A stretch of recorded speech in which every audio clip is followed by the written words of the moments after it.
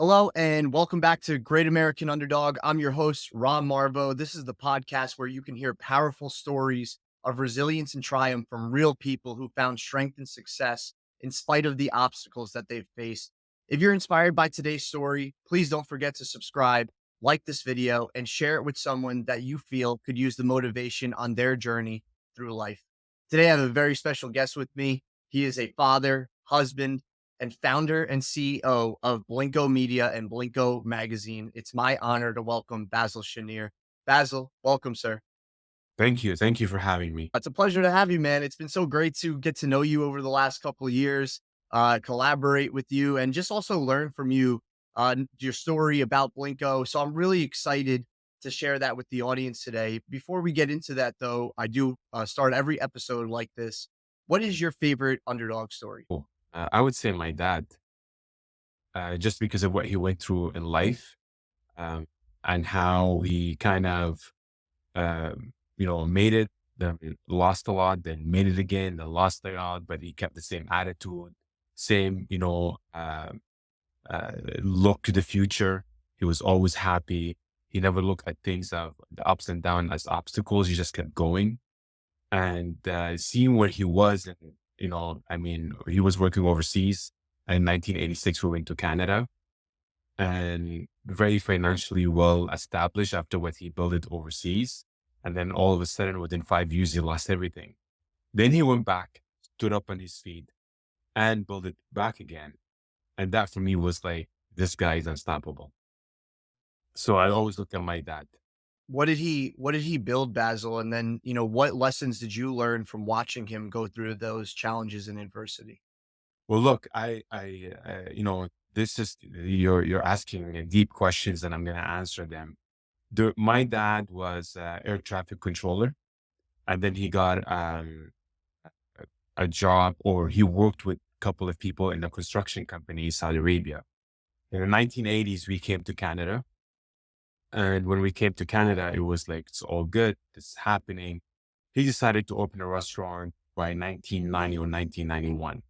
By 1994, you know, I remember that the investment to come to Canada was about a $250,000 US, was down to the wire.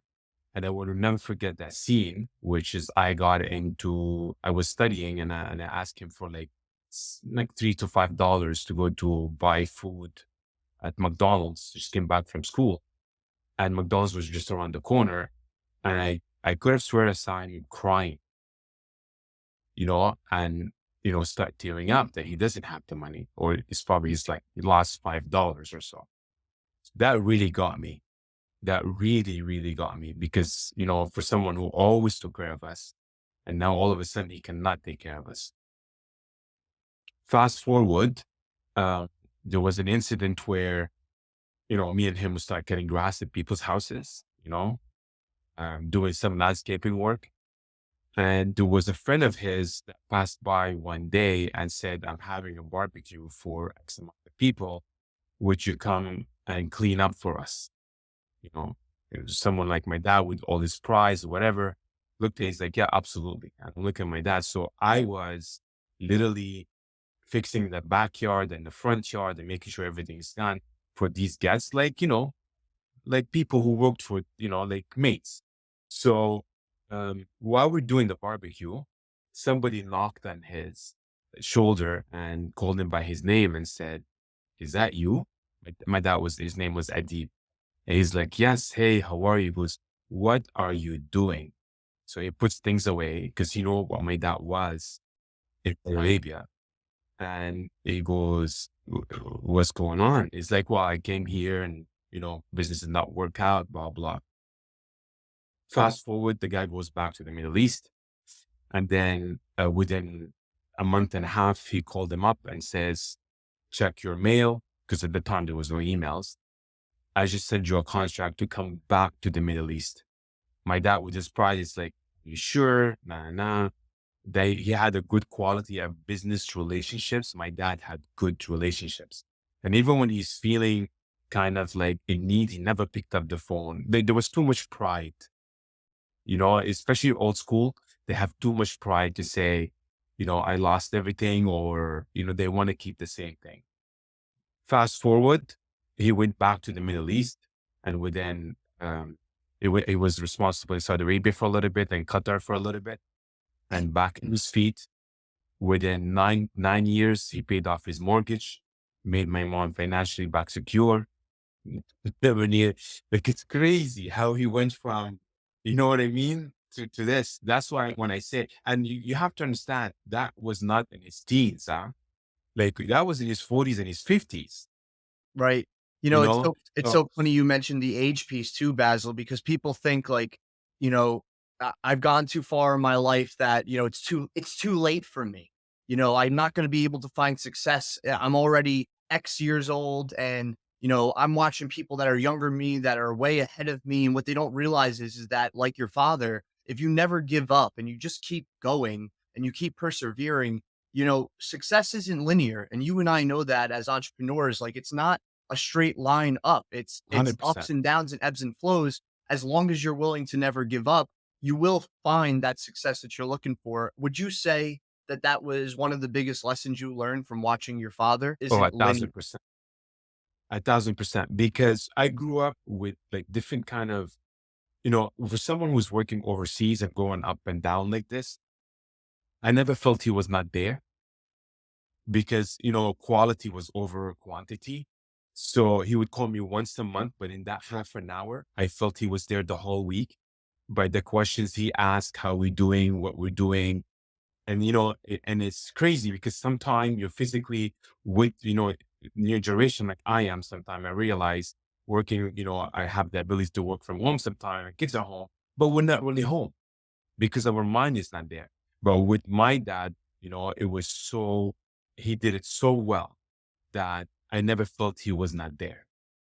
And these lessons that seeing him going through, the emotional lessons and where he was and how bottom we were at, and not to even take a dollar. Because I remember, I'm very proud to say these things. Is when back home there was when you go bankrupt at a restaurant, you can go in Canada, especially very good welfare, very good unemployment. Right. He refuses to take it after 3 months. He refused. Like he's like, I'm not taking the government money. It was so much pride. I mean, we need to put food on the table.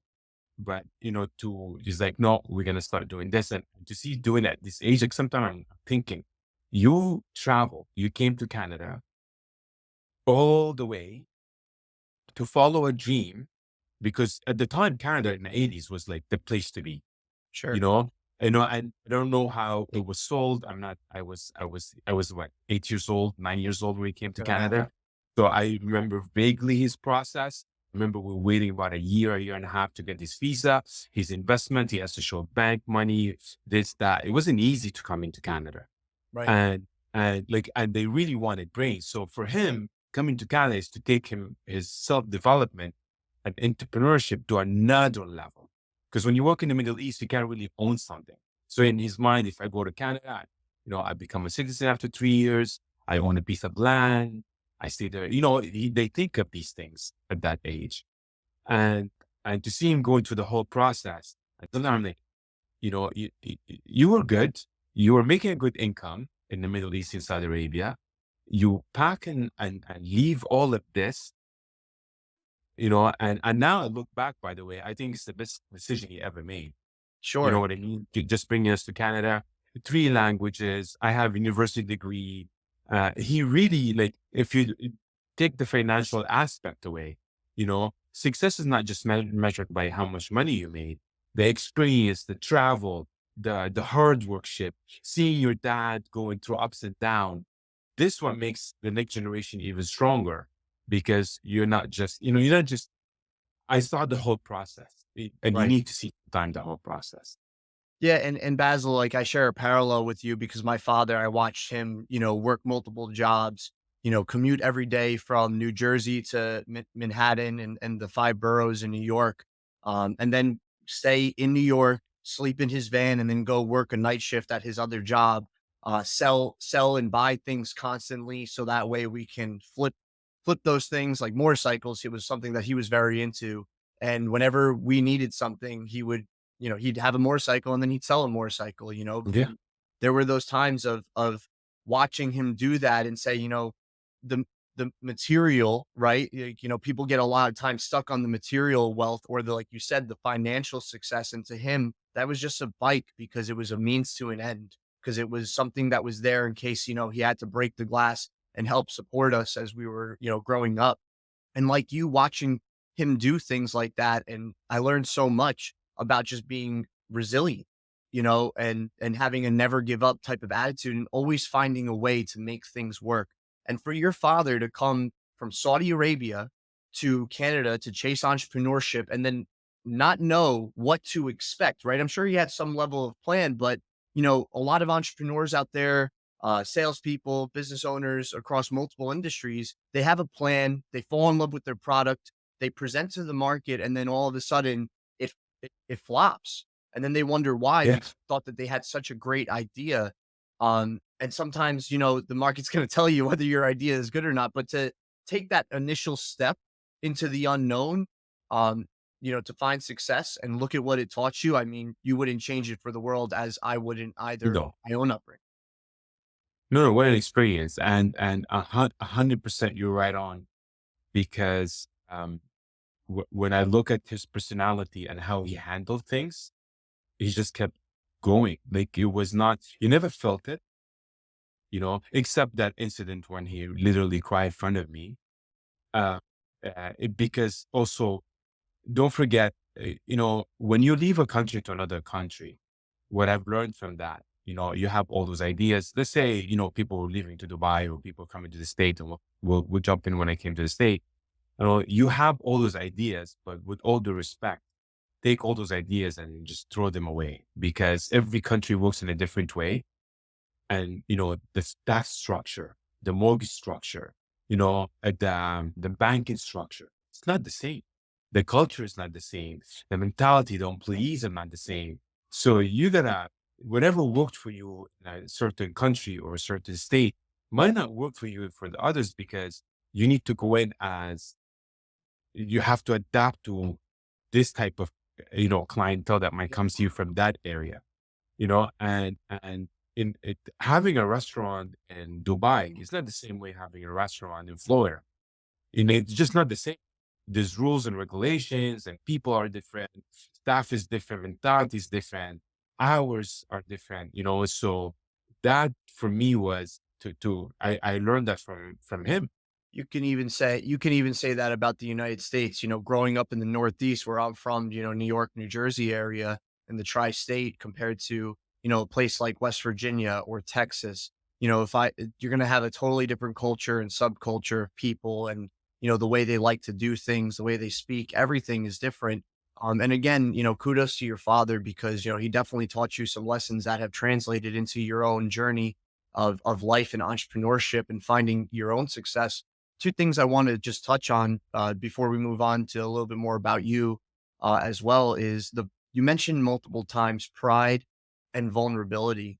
And I think it's important, for our audience to understand, the difference between really the two, but also, how they're kind of hand in hand. Like, you got to let go of your pride and willing to be vulnerable and willing to be wrong and put your ego aside at times. And, when your dad was, at his lowest low, he didn't worry about letting you know that, and I think that seeing him on the opposite extreme, when you were so used to him being prideful at times, in his decision making, also, there's value in that. We have to be Oh, willing 1,000%. to be vulnerable as well. So, again, kudos to him. And he sounds like he was just an incredible man. Well, look, you bring such a good point because a lot of people don't look at as vulnerability as a sign of strength. Vulnerability is a sign of strength. You need, like, sometimes even in my business, when I have people who do things, whatever, well, I'm not afraid to tell you I need you. This is not, I'm going to tell you I need you. This is not weakness. This is, even if I'm vulnerable to you, it's a sign of, I actually looked at him when my dad kind of, this happened. And, a couple of, this is one of the incidents, but there's more incidents. I looked at him, how strong is this freaking guy? Yeah. You know, I Yeah. looked at it, I didn't look at it as weakness. Don't be mistaken. A lot of people make the mistake of And pride is like, it's more like I want to work it out. I want to make sure that I go back to my where I was, or where I Yeah, want you to know the be. level of success you're capable of, and you wanna Exactly. re-achieve that. But I'm a strong guy about variability. Like if sometime I'm feeling vulnerable, I'm not afraid to show it. I Yeah, don't, it's important, Basil, and, I think that, like you said, vulnerability is a strength.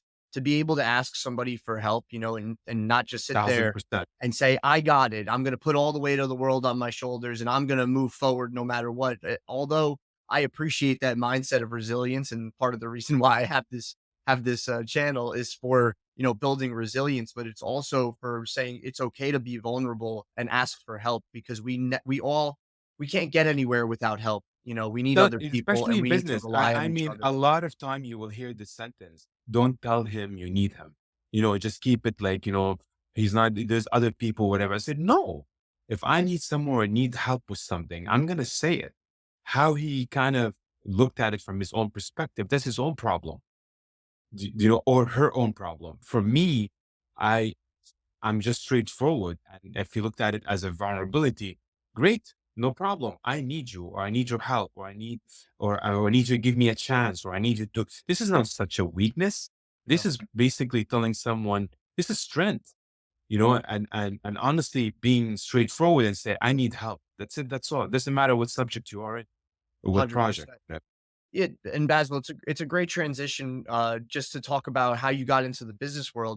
Before you even moved to the United States, from our previous conversations and just knowing some stuff about you, like me, you were in the automotive world. Did you start work in the automotive world when you were, your first couple jobs in Canada? What were they, and then how did you transition into automotive?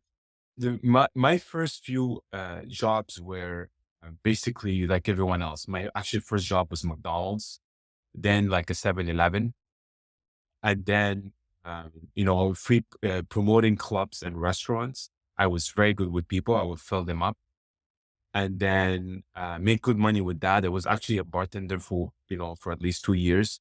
That's when I got into promoting clubs, and then I went into what do you call it? When I was at school, I got called to do a stage at a dealership for accounting.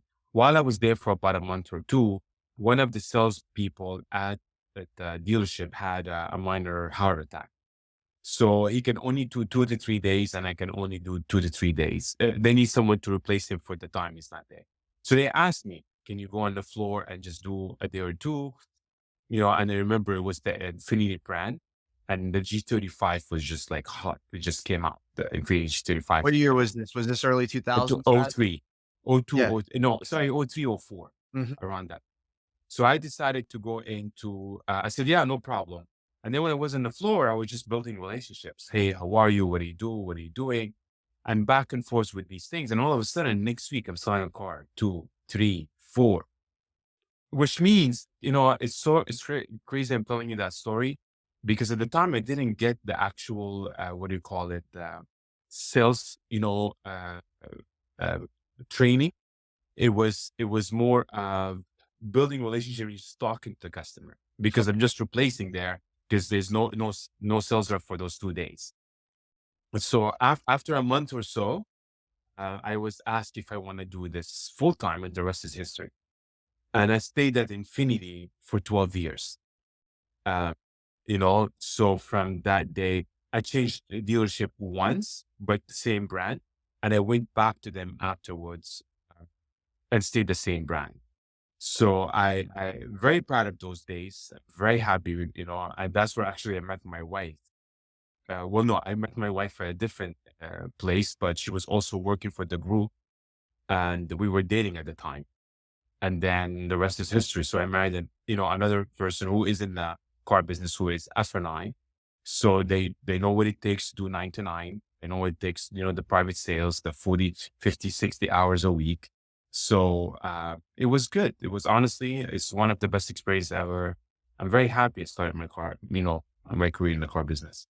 I think, Basil, what you just described to me, number one, I find it so fascinating because, like you, I was always in people businesses, right? So, like server, bartender, lifeguard, always around people, always in some kind of retail setting, and working Yeah. directly with the public and the community, right? And when I went into automotive as well, I didn't have any quote unquote selling experience because I didn't really view my service and hospitality experience as selling experience. It was just I felt comfortable with people and I liked helping them.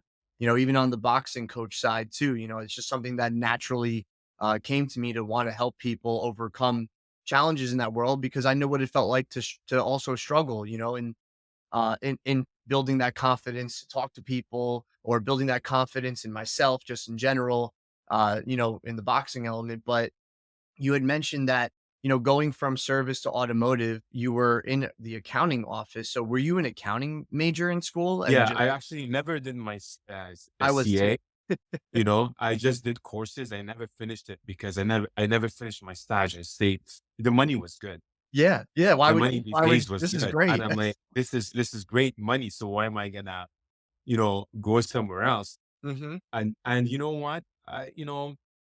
It's crazy how life sometimes throw you in a different direction you never saw it's coming, because that was not the direction I went Sure. into accounting.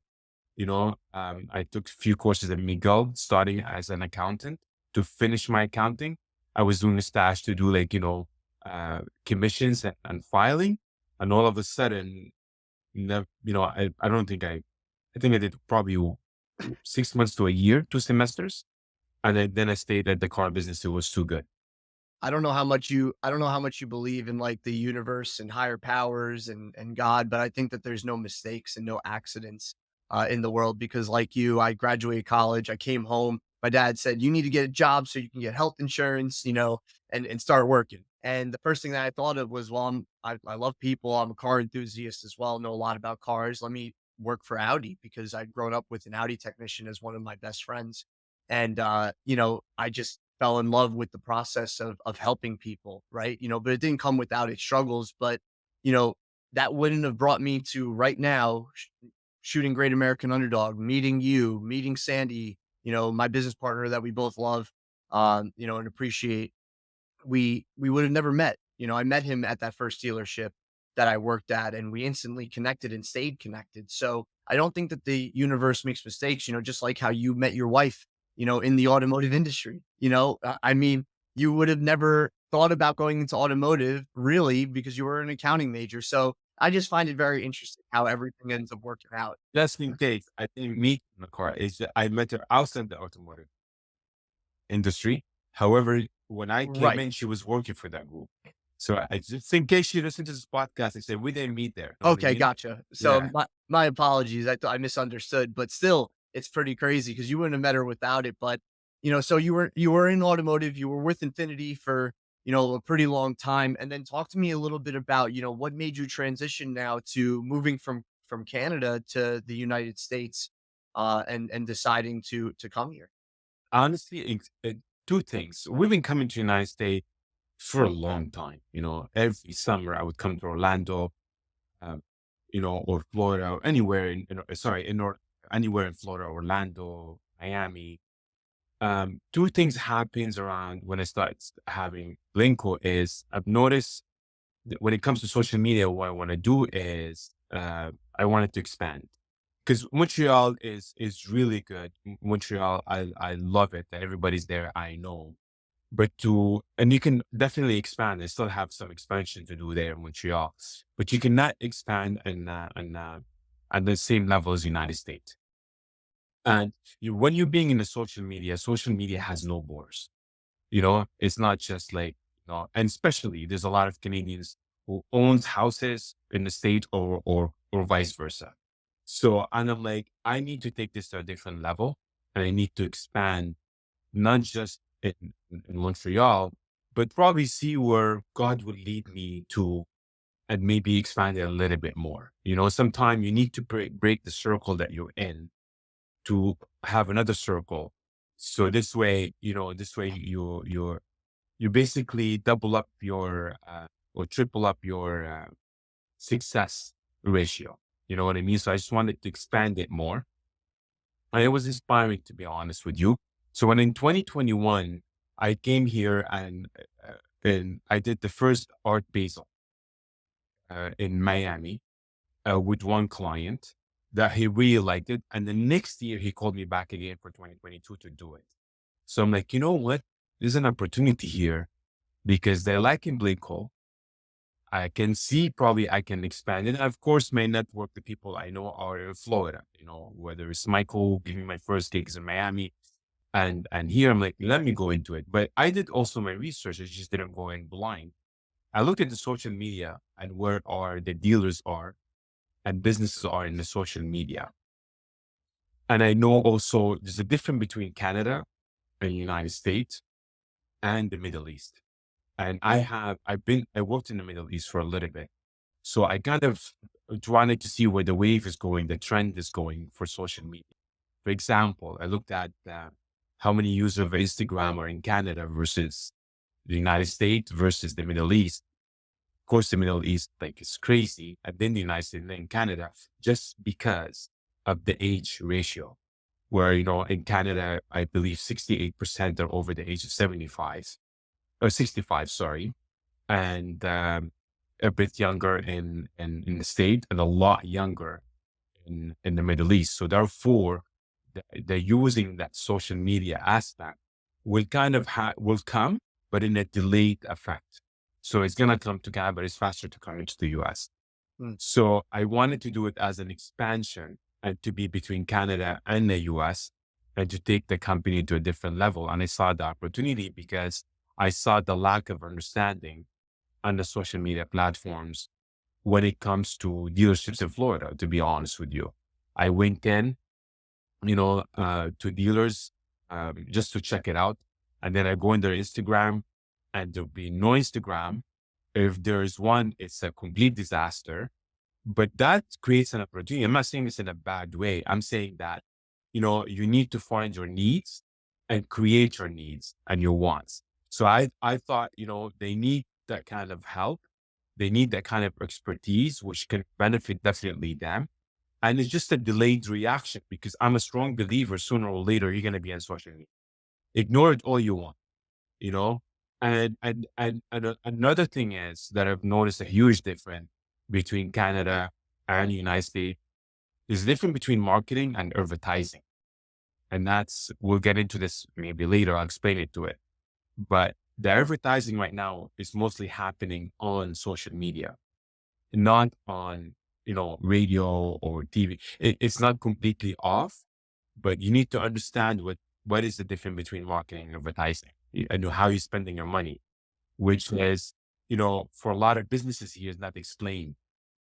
It's just marketing. No, it's not marketing. I want to rewind a second though, Basil, because you know you sound like you already knew you wanted to get into the social media world. A lot of people, when they start a business, a lot of times it's because they have a passion for something rather than they see a hole or a potential blue ocean that they could fill. What originally, I guess, caught your eye to say, okay, I'm in the automotive industry, you know, I think I want to take a leap towards entrepreneurship. When was the moment you realized that you were like, I want to do this? And why did you decide on social media out of everything else to start your business, to start Blinkco and start your business? Well, there was a time where I've been working in the car automotive for a long time, but I decided to open Blinkco on the page, like on Facebook. Mm, And I wanted to, to do a side hustle where I can probably sell cars and do a couple of things by posting things. So I think that was 2015, 2016. So I opened the page and I started, taking an ad and say, call me for Mercedes X, RAV4, Toyota, blah, blah, blah, under a name. Just wanted, to test it. And why I came, that was in Montreal because I just came back from Qatar from being a brand manager for Cadillac and GMC. wow. And I've noticed a huge, I was responsible for the leads on social medias. They were like 8,000 a month of inquiries, like just normal things. How much is it? Can I test drive it? So the first connection or the first touch of connections with the consumer was an Instagram, Facebook, or at the time Snapchat. Mm, So if they see a car just landed at a dealership, Saudi Arabia or Qatar, and let's say that I remember what was it? I remember the Camaro, the RS, whatever, and you'll see the kids on their phone saying, "Can I see it? Where can I see it? Which dealership is it at?" This is the first communication. So that's not normal for me. And it was like 8,000. I'm like, you guys are, you know how much you can basically capitalize of staying with that customer in the whole process? I mean, even if it's 18, you can all the way to 20, Yeah. even if it's Lifetime ready in, value, like Baz, you as you have know. a bank, you have such a huge bank that you can tailor the process to each one until you sell them a car. Like of the 8,000, there is one who needs a car immediately. We talk about that as high noon in our business, Sandy and I. Something's got to happen for them to eventually want to make that decision, whether something personal or professional happens in their lives. They bought a new house, they're about to have a baby, they got a new job, they got a raise, whatever the case is, they need to downsize their vehicle. They're not everybody's always at high noon ready to make a decision, but you had the aha moment of look at social media and look at how many opportunities we could potentially gather as a Yeah, brand at dealerships, and they weren't doing anything about it, I no. guess. And you're talking about 2016 now, right? So I left the Middle East in 2016. I came back to Canada and I decided to open Blinkco. And it was based on what I saw on social media, like with my own eyes and how much. So I'm like, you know what? I'm going to open this. When you ask me that question, when did you decide? So I worked for a Mercedes dealer while Blinkco is starting, and I started to post on Blinkco. I opened the Facebook page. And then I said, you know what? Let me just do lifestyle pictures. So I would put, a Tacoma or a Forerunner or a Range Rover with a surfboard. And I saw the reaction on the clicks 10 times better than if I take a Range Rover and I put on a 699 a month. And what I mean by reaction, I start having more followers, more people saying, clicking on the likes without, without the actual number. So I said, screw it. I'm going to start doing just lifestyle and let the customer ask how much I can buy this or whatever. So I took the page from 2015 to 2018, 2016, 2015 to 2018 to almost 40,000 followers on Facebook only. Okay. So I'm like, there's something here. Well, I didn't even know what to do because I'm like, you know, so I got laid off in July, I think of 2017 or 2018. I can't really pinpoint it from a Mercedes dealer. And then I had to ask myself, do I pursue with Blinkco or do I, look for another job? Because the phone started ringing. Come work for us. I have a sales manager job for you. I have a general manager job for you. And I could have went back to the car business. So you know what? I'm going to stay in the car business, but I need to do it. I really believe in this. Right. So I took a year off and I just kept doing Blinkco. And the challenge is, this is, of course, like a normal challenge, we can talk about this. However, that was the aha moment is when I saw the followers and I saw the reaction from the viewers. And in my mind, if I got the viewers, I will get the customers. Sure. Well, because That's also the you first. understood the power of the lifestyle branding, right? Like, we see a lot of dealers out there, that and I'm not indicting them at all as doing something bad because I understand, the whole point of running a dealership is buy cars, sell cars, fix cars, right? So, a lot of times we want to talk about, lowest price and how that always wins, but that's a myth.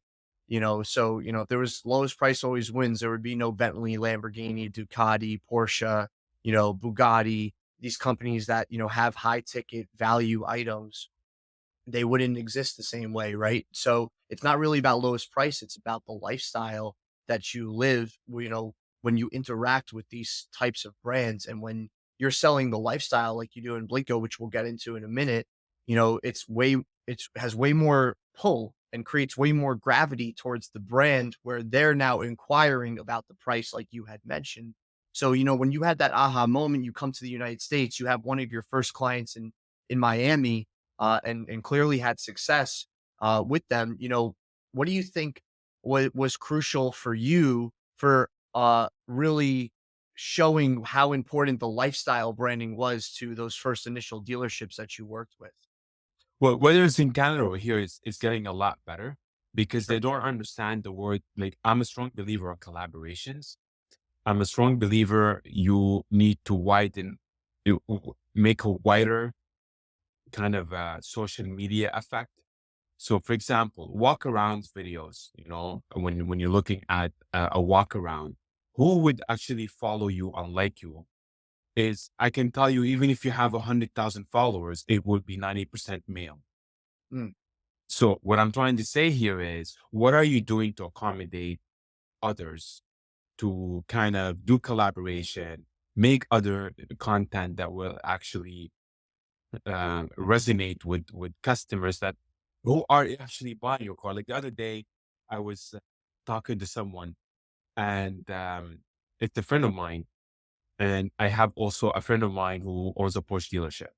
So my friend told me that he sold his Cayenne and he bought a Range Rover. So I asked him, why did you buy a Cayenne? Because in my neighborhood, all the housewives are driving a Cayenne. yeah. So, I've been getting like, it's like, I can't, I need to, I need something like it's a man's car, which is, I don't agree with him. You know what I mean? I'm not saying, but Sure. Yeah. that's These how are we all. looking at it. So I did my research and I went to see another dealership.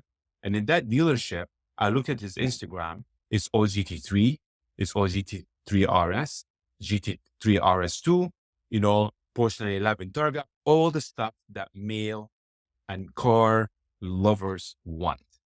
But in reality, 68% of that market, the Panorama, the Cayman, and the Cayenne is women. Yeah. Hmm. But there's nothing on the social media to accommodate the woman. That's what we're going to get into, what they're doing right and what they're doing wrong. But Sure. that's what I mean. I'm not saying don't do walkarounds. You Right. gotta just do everything right now. You Yeah. can't just focus on benefits. I care about the benefits, but I'm also a guy who likes the looks. I want to, when I go out, I want to make sure that I look good in this car. The So you benefits get a, are only important if you understand your target audience. And like you keep mentioning data points, right? And sometimes I feel like, you know, some business owners, whether automotive industry or other industries that you've helped with Blinkco, right? They aren't looking at their target audience in a certain type of way. They're looking at it from what they think the audience wants. But the proof is in the pudding with the data a lot of times. Like for example, in 100%. automotive, your main decision maker in most car purchases is the wife or the woman in the relationship. If there's somebody coming to the dealership, they're driving the decision making more than the man is. So you could have a bunch of car enthusiasts like me, like you, and yes, it's nice that I get to see somebody do a walk around of a GT2 RS Wysack, edition. Great, awesome, I love that. But what does that do for the actual client that's coming into your dealership? So it's such a great point. And 100%. And you need to do this kind of uh, content that resonate with those people. But when I look at the dealers level, and I'm not saying that how can I say that? I'm not saying that they're not doing it right. All I'm saying is it's the lack of understanding of what that tool could be worked and the power that can bring, because you're building a community. You're not just Right. building, you know, and you need to accommodate a community. You need to accommodate the guy who is crazy about this car, the female who needs a van, whatever is in line with your product.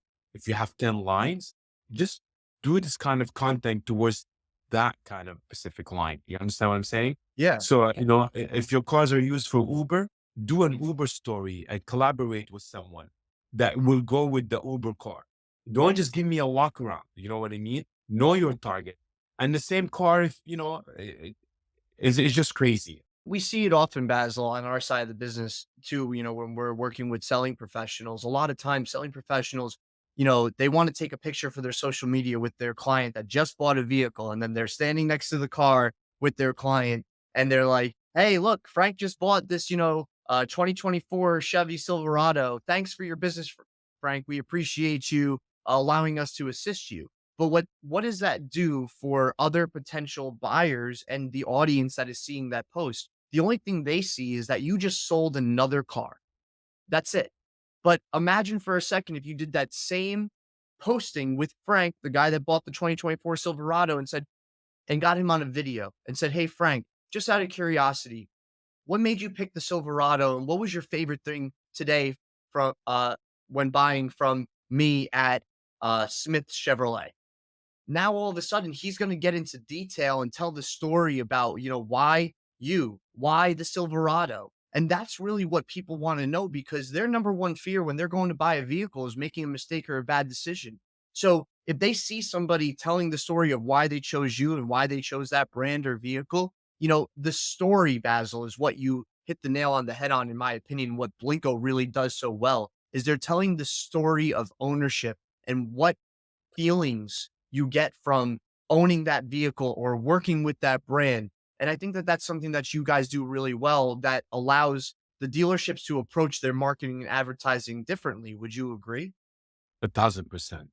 You're not just doing content. You're being very creative about. I always said you're not.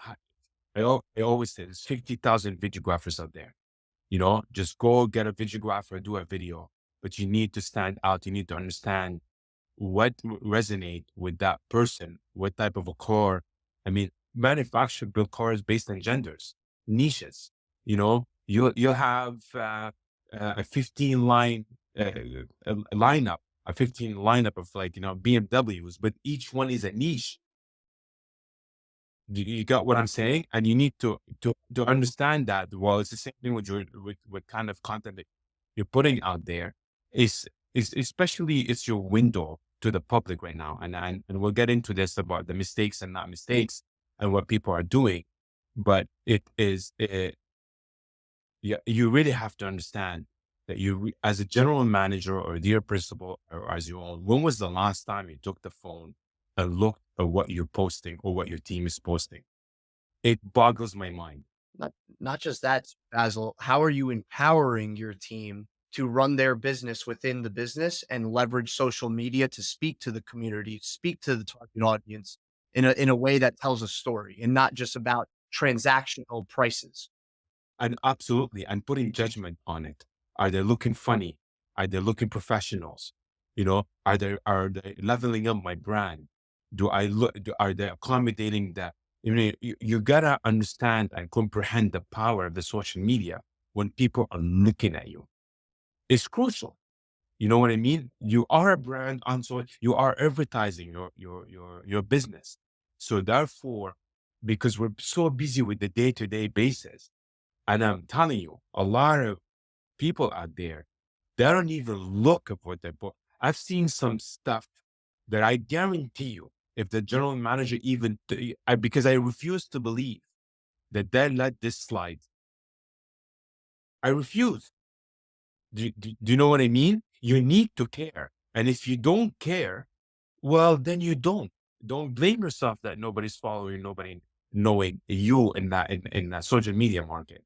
Well, what we're also kind of talking around is the mindset, Basil, right? Like, a lot of mindsets out there are very transactional, where they think they're just selling a commodity or service or a specific product, but really they're selling a lifestyle, they're selling a story, they're selling a connection to a brand, they're selling themselves. You as a person are your own intangible brand, and people buy you as much as they buy the product, service, or platform that you are offering to them.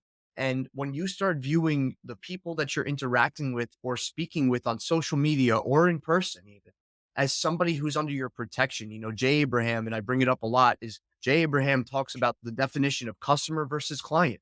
And the definition of a customer is somebody who purchases a commodity or service. It's a transactional mindset.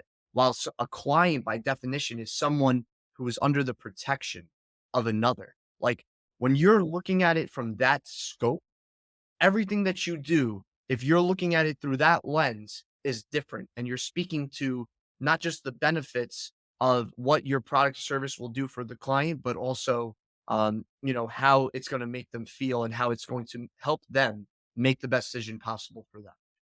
So 1,000%.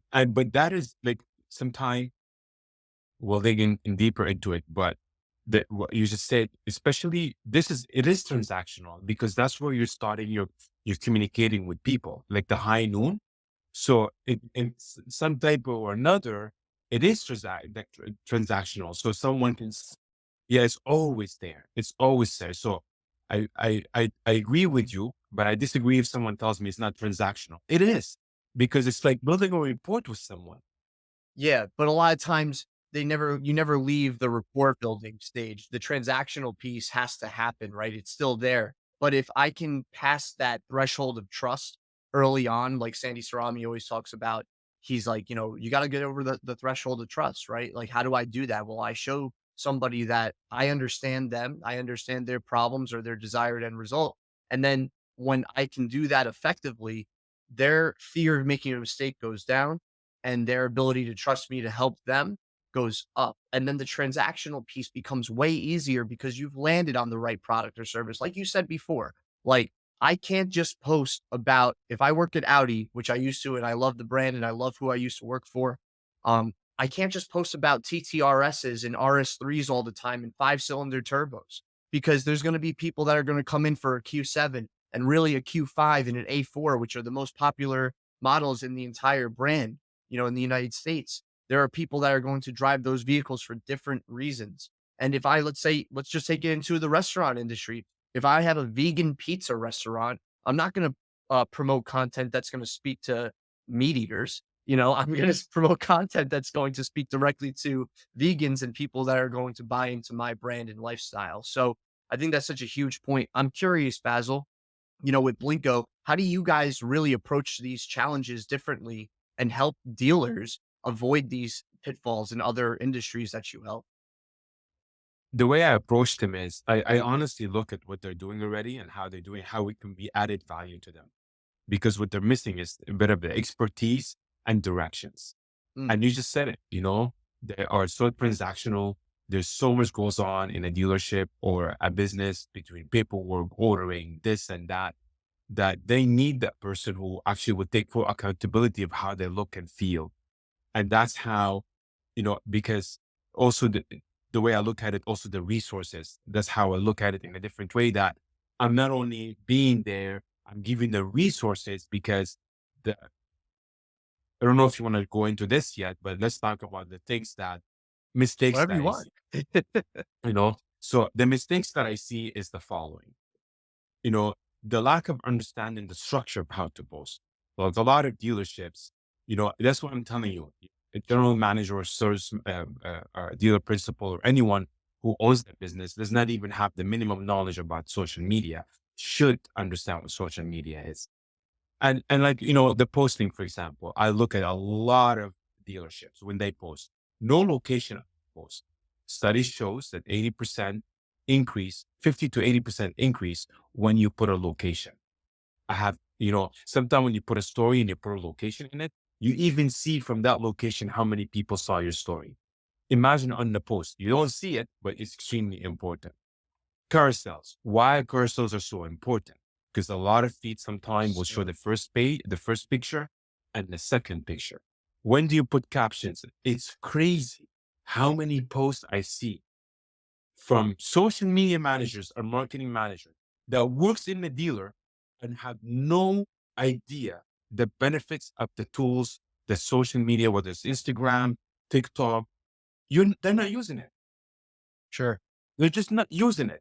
It's just to post, and then, oh, nobody saw the post. They're checking a box rather than using the tools that are at their disposal to create They're engagement. not even checking a box, because if you check a box, when you post, you need to do these steps. True. You need to put the location, you need to put the hashtags, you need to put the right caption, you need to put stuff. Well, At when I say least check a box, they're doing the bare minimum. They're not going through a checklist of boxes. 100%. And thumbnails, like what is the first picture? What is the second picture? Thumbnail is extremely important because you screen around so fast. If you put a video, put an actual cover picture, because it's going to show up more than you're choosing when you scroll down. So that kind of expertise of the technicality, how to post, is number one mistakes. And don't take my word for it. Just go see it.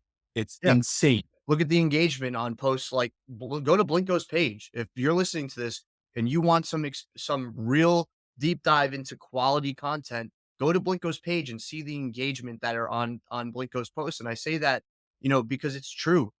What you do in terms of quality of content from production value to all these little things that make a difference. And I think again, one of the things that I think a key takeaway here for listeners is all the little things matter of using all these little techniques and strategies that Blinkco brings to the table that, if you aren't doing it yourself, you have to work with somebody like you guys because you guys understand these things at a higher level that allows the brand to take off and create more engagement. And another thing, that the second mistake I'm going to go into right now is that they have no idea the power of collaboration. Or let me just actually put it the other way around. I'll talk about the power of collaboration. The second one should be the distribution. A lot of people do a lot of good content. You can spend $5,000 on a video, 50, 500 bucks, it ain't matter. They don't think of how they're going to distribute it. Mm, What I mean by that is when are we going to post it? Who are we going to post it? Who are we going to tag? Because distribution part is, at the end of the day, you're doing such good content, but nobody sees it because there's so many content out there. So the distribution part, which is one of my strong belief, is collaboration is extremely important. So find a media company that can only help you, like we do sometimes, that we do a collaboration, whether with one or three or four that goes on the feed with them at the same time, mhm. to quadruple the viewers, because you want other people to see it, that, and the lack of understanding of, I can do it on my own. Let me just go do it. Well, everybody's doing. And at the same time, you're not going to get that much exposed to type of collaboration that you could do. There's videos that you put on your own. There's videos that you collaborate. There's videos that's just walk around and educational, but that mix will make your Instagram it will make your Instagram just like a Christmas tree, but you need to understand it. Absolutely, because I think that, and I've fallen into this trap before as well. Is I think people are always trying to figure out what's the algorithm doing, right? Like, do they want me to post? Does it want me to post reels? Does it want me to post a carousel? Does it want me to post stack post? Should I be posting my story more? What hashtag should I use? And I don't think that it's necessarily one thing, is what you're saying. It's a mix of these things. Would you agree? 1,000% I agree on that. You know, and last mistake I see dealerships under makes, the third one is the difference between marketing and advertising. Yes. And I hold them accountable for this because, I had an example the other day. I was talking to someone and they actually put about three, four cars in the mall. When you walk in the mall, you see the car standing, Yeah. Absolutely. and you know, because a lot of customers or clients, your clients, they also challenged me about the ROI and how I look. I said, no problem. So, when they look at I said, how much did this cost? And Ron, you don't understand. Having cars in the mall or at an event, golf event, like putting cars in the front, Yep. you know, I putting, I heard a crazy number. Some dealers will put a 3-day from Thursday to Sunday, anywhere between $25,000 to $50,000 just to display the cars there. So my question would be, the biggest mistake that they do, you know what you could do with that money to advertise in social media? And they have no idea what that means. It could be 12 months. So what do I mean by that is, for the 12 next month, that 50 grand that you spend on 3 days can do 1 month collaborations with photos and stuff. The second month influencers, the third Mm. month customer experience of the dealership, service videos, walk around videos, Yeah. The product but education videos, content mix. and then content all year long, you know? And when you ask them the question, or when honestly, what I believe, it's not asking, they misunderstand that social media is advertising. Mm. Because when you, in your mind, you're putting three cars at the golf course for 3 days and you're spending 50 grand, 25 grand, whatever number it is, you're not asking the customer when he walks in, did you see my cars there? You have no measurement whatsoever, Right. you know, but at least you have something that you can build on your social media for 12 months. You can see the measurement, the viewers, the engagement. Should we repeat this? You learn from mistake, and it's your own branding, because Yeah. from Monday to Sunday, people forgot about you already the next week. you're not even building credibility in that. Not only can And you that's measure and then improve, but you could actually pay attention to be in front of you can pay attention to how often you're in front of your target audience, and you could specifically, you know, engage with them a and work thousand, for them and target content towards them using social media.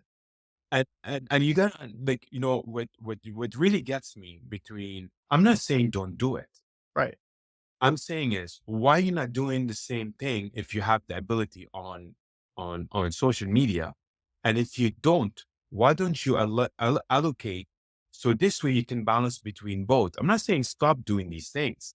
I'm just saying, you this way, for me, when it comes to social media advertising, is that this where the eyes are is a lot better than one weekend. And that's why there's a shift right now between traditional marketing and what we're doing with advertising marketing. And when it comes to marketing, marketing is more like a call to action, Sure. and it or things fine. But if you have that mindset that you need to be everywhere, everybody's eyes, which is more important, to be 12 months or to be one weekend? Right. 12 months in That's front of up to a you. target audience and in front of a bunch of eyeballs, or 1 weekend in front of a small group of people that, now granted, there's some level of, I guess, in their minds, and business owners in general, not just automotive, as you know, do this, and you work with multiple different industries, is like, Yeah, you can do a community driven event, and you're going to be, if you're in a specific community, and you're going to get engagement from that, and you're also going to build some brand equity in the community. But I think it sounds like what you're saying is they could be doing that on social media the same way and be in front of their target audience for a longer period of time with a bunch of different messages. 100%. Or when I say, and I really mean it, what social media is right now is doing is actually disrupting the advertising kind of platform, traditional advertising. Because I'm not joking. You can save half the money that you're spending and get double the exposure, triple the exposure. That's a fact. You know, it's just we've been conditioned that a billboard has more exposure than social media, but this is changing, in my opinion. Like, I'll give you and it's a question of being smart at events. What I mean by that is ask the questions, do the stuff. Like, if you have, for example, I'm going to speak about this, an F1 event. Instead of spending X amount of money by placing cars, why don't you get a couple of influencers going around the F1 with your own car? You'll save half the money of traditional marketing, keeping cars there for 3 days, than actually spending on videos, and that you can, and it's actually more entertaining, and you can see it, and it goes on. It's just a smart Well, decisions. you're following a story, like, so, if that person that works at the dealership goes, let's just say it's an Audi dealership, and they go there with an RSQ8, right? And we're gonna go with a performance vehicle to the F1 event. I'm gonna drive that RSQ8. I'm gonna show you the day in the life of me at the F1 event rather than paying for keeping just one car there and nobody can really interact the same way. Well, your choice. It's either you display it for X amount of money, okay, or you save half and you get more attention. Like, and I'm saying this because I don't think they understand the power of social media now, but some people are picking up on that. You still, but at the end result is the same. You were the F1. I think that people are starting to, Sandy and I always talk about, and he's taught me this, the curve of change, right? Like, it's hard to go through that curve of change. And a lot of times they need to see other people go through it first. And I think that, they're starting to do that. But I would ask Basil, not just business owners too, but like the videographers out there, the social media managers, the people that are trying to build their own influence using social media. What key takeaways would you give them for leveraging social media, creating engagement, and building a brand if you had to pick a key takeaway? For them, I look at it in different scenario, because sometimes they work for me. They work with us. You know what I mean? I use a lot of freelancers. I Sure. have my main guys that I actually always use, but in every business right now, freelancing is happening, whether, in marketing, whether in, the outsourcing to India, some SEOs, and, you get all freelancing all over. But what But about the like the advice, individual influencer rather? the person that's trying to build a brand or sell a product on social media, or the entrepreneur. Just be on top of the game. Really be on top of the game. And with AI and what's happening right now, I honestly believe the future is also editing Mm, more than just shooting, because when you shoot and you do the content, is how you edit is like extremely important. And wow. in which way? I also believe the storytelling is always going to be there, but the editing part is gonna next few years is gonna be crazy. It's so funny that Okay. you bring that up too, because I read a book recently that was referred to me by Ina Coveney, somebody that I interviewed on the podcast as well a couple episodes ago. But she referred a book to me called 10X is Easier Than 2X by Dan Sullivan and Benjamin Hardy. And what they talk about in there is actually a quote from Mr. Beast, as you know, is one of the most influential people in the world in terms of content creation, especially on YouTube. And what he talks about is, you know, you could have you can make 100 videos, but if 100 videos quantity, that 100 aren't great quality videos, you're not gonna get the same engagement as if you took 2 to 3 times more effort on one video, you could get 10 times the engagement on that video because of the quality that you're putting into that video. So to your point, the editing and production piece becomes so important because the quality is what matters, and that's what drives people to interact with the content as well as what the content itself is, right? I have great production quality, but the content is shit. It's shit. Even if you look at the trend from I don't know, I would say 10 years ago, or even five, it's just 2016. They used to tell you, oh, only do one post a week, and then it was like two posts a week, and then three posts a week. So there was a time where it was more about quantity and not quality. And then they came in and said, only do one quality video. It's better if you do it like once a month. But then if we do one quality video a month for a dealership or a business, is not enough. I need more content. In conclusion, I do believe I'm a strong believer. You need to do both. You need to find your status or where you stand with quality, keep that line at quality, and then try to make it with quantity, Mhm. Yeah, so as long as because the one quality's without the same, you wanna then push the quantity element. 100%. Got It's both. It's both right now because when people think of quality, they think, oh my God, I need to make X amount of production, 20 G's, blah, blah, yeah. helicopter coming down. You know what I mean? No, it's not true. You need to know where your threshold of quality is, keep it and go. And this is why it's so important for business owner and general managers know what they're putting out there. It's like, it's crazy. It's your reputation is on the line. Forget the sales right now. What you're putting out there is extremely important. Does it match your brand? So if you're putting a lot of quantity, does it match the name on the building? Mhm. Does it match Because does it match the who's buying value the that name the on the, brand, the product, the yeah. service, the platform offers, right? And not just that, Ron. Who's buying the people who are buying it going to resonate with the quality of the Yeah. content that has the name of the building. There's gotta So be an alignment, Basil. it's going to be an alignment. Uh-huh. If you make my Range Rover look like shit in some shitty content, I'm not buying. No. Like, and when I look at it, it's everything. When I say quality of who's presenting the car. Let's say it's the walk around video. Is his style is good? How does he Yeah. look? It's Does he polished. look professional?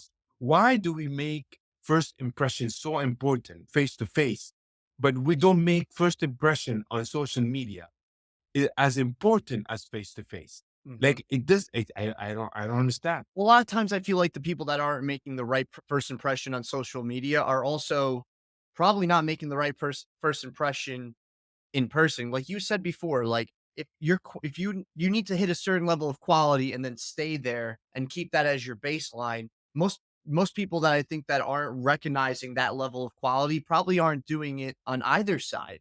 And I think it goes back to kind of what we talked about early on in this conversation, which was the mindset around what you do, why you do it, how you do it becomes so important. And how do you want to make people feel? If I worked for the Ray Catena organization when I worked for Audi, and everybody wore suits. Everybody always dressed to the nines, right? Because that first impression, like, how do I take care of myself is important because that shows how I'm going to take care of you. So to your point, it's you're 100% And right. look, everyone, and what I'm trying, you bring a very valid point because I don't want someone to say, I'm a farmer, but I need quality videos. It's not the case. Quality could be the way you talk. Quality could be the education that you're giving, how Sure. funny you are. Quality could be funny, how goofy you are, and you stay consistent with that. Know your brand and stay consistent with that. But you can't, there's an expression, Consistent. don't pretend to be something because at the end you are what you pretend to be. Hmm. Yeah, you So turn if you into it. pretend to be the high end brand, you are what you pretend to be at the end, Yeah. Well, it kind of you goes know? in line with people when they say you fake it till you make it kind of thing. It In a exactly. way. Don't, yeah, 100%. But you're on the same page, just for sure. And especially when it comes to, content creation is or doing like I'm a strong believer of the social media in the next 5 years. It's just look at the track record of how many people are jumping in the last 5 years, how many people are jumping in social media now, and how many people are going to jump on this next social media So in the next 5 years. that's a great point, just to kind of, put a wrap on this segment is like, what new trends or technologies do you think, Basil, are you or rather what are you most excited about in the digital marketing, branding, advertising space that, Blinkco even brings to the table? I'm seeing a lot of change and pushing the envelope on creativity just because of the amount of people that jumping in. Hmm. I also believe that if your content, because of so many people jumping in, your content has to scream. You gotta get that attention. If you don't, and look, for example, I was talking to all those what do you call it? Ad Malet, uh, all of these guys, okay? People don't realize that editing is getting a lot better. They're all talking. I can see you and I saying the same thing, but they're editing, using stock footage of how they put the caption. B-roll. B-rolls is getting so much more. And it's just going to keep more because we're all going to put the same message, but how you grab the attention is different ways. Well, I think it then becomes important in investing in those skills, right? Somebody like an Ed Milet, granted, they're already at a certain level where they can hire an editor and a production team, and they don't have to do that necessarily. They just kind of guide, okay, I want it to look and feel like this. But I want to kind of dial back for a second to the individual again, because a lot of the audience that's going to listen to Great American Underdog are going to be the people that are struggling with their own challenges, whether personally, professionally, and looking to overcome them. And I feel like they've gotten so much value out of this episode already, Basil, from, you coming to America, being an entrepreneur, what you've learned in the automotive industry, how you help people and how you help businesses and dealers grow their social media and really brand awareness and create content that's at a higher level of Yep. quality and tells that lifestyle branding or storytelling, if you will.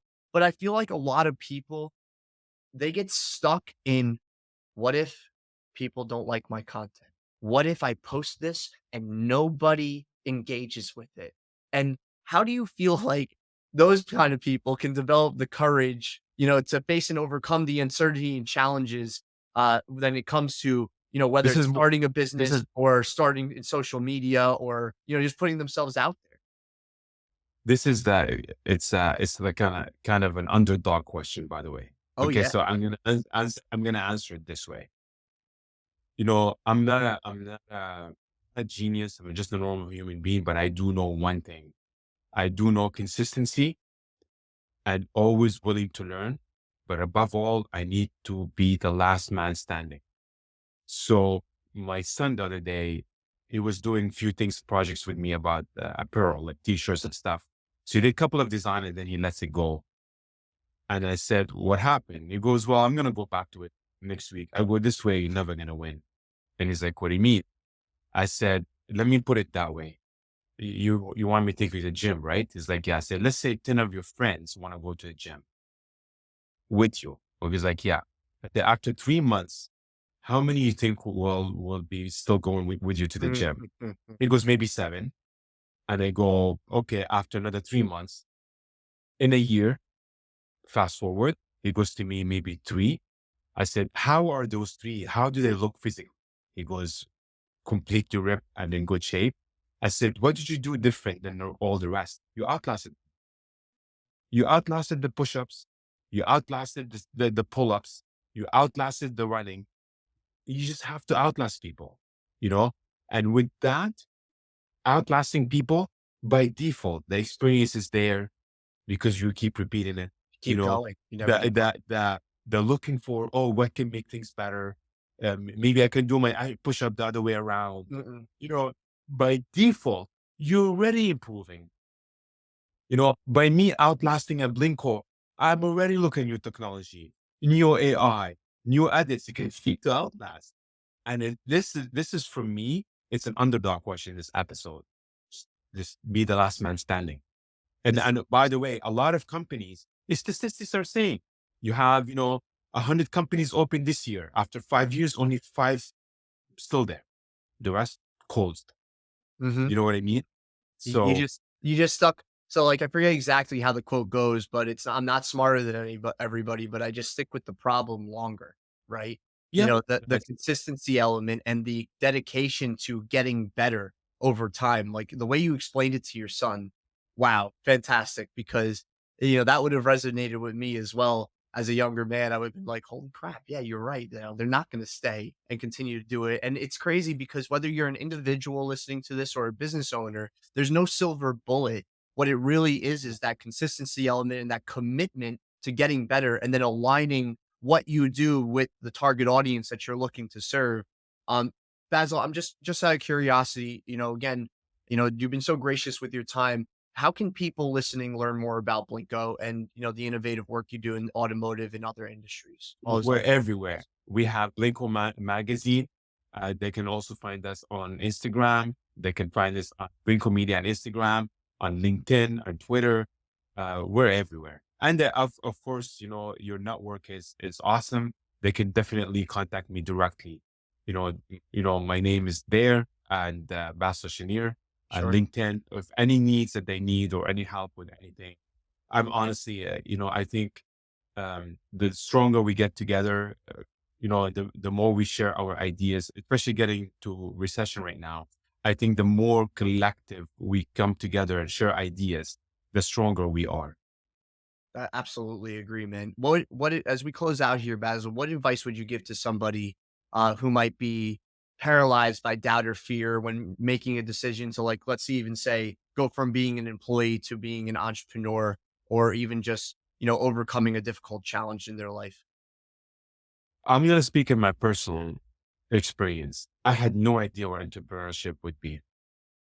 And I did not know that would be so easy or so hard. But what I learned from it, it will pass. You know, I had people quitting on me. I had people joining me. And at the end of the day, it will pass. I remember I had an accountant who did I'll tell you the story because this is an inspiration, but also to understand the scale of entrepreneurship. So I'm growing, I'm doing super well. I'm happy. My first month, second month, after 2 years of suffering, by the way. And then I got a phone call from the government that I owed them $34,000. So I called my accountant and then all the blame started being on me is that I should have done this and this. I'm like, I had no idea I should have done it. This is why you're there because I did not know. Right. He literally would stop answering my phone calls because in his mind, we're going to go bankrupt because we're Right. what the government want. So I did call the government back home and I said, okay, I did not know. How can we fix this? So I made a deal with them. And then after a year, I delivered that deal and I'm delivering even more. I'm back on track. But when you're hit with obstacles like these, two things happens. You know, it's either you give up and you say, this is crazy, or you face it head on and you fix it. Now, what did I learn from that? Is that right now I learned that I know my business more than anyone else. I do ask the right question to the accountant because I learned the hard way.